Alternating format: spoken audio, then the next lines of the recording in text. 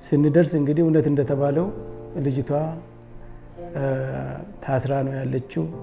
ኮፐር የሚባል አይነት ሽቦ አይነት ቀጠን ያሉ ሽቦዎችን ተንትኖ አቲ ኮፈባን ኮሌን እንጅራን ቁባቁባይሩ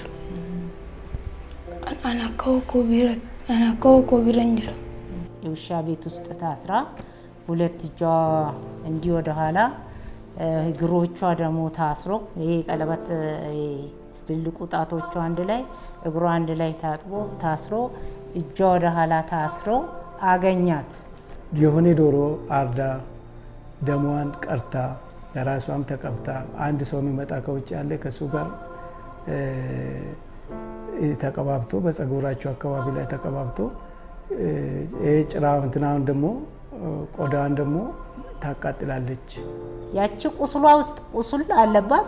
ያ ቁስል ላይ ነው የምትታሰረው ሽቦውን ልናሳያችሁ እንችላለን። ገመድ እንኳን አይደለም ሽቦ ነው። በሽቦ ነው የምትታሰረው። በፒንሳ እንደዚህ ጠምዝዛ ነው የምታስራት በፒንሳ።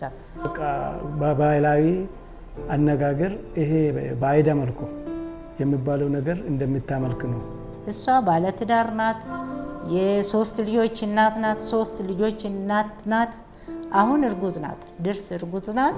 ሰው ስጋ በሰው በቃ ህይወት ገብሮ ደም ገብሮ ለመበልጸግ የሚያደርጉት ነገሮች አሉ የሚለው እናትነት ነገር እውነት እቺ ሴት እናት ነው።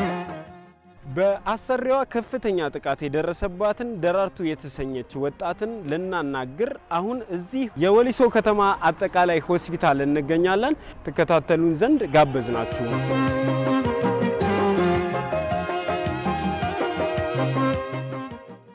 ያሳዝናል ጉዳዩ።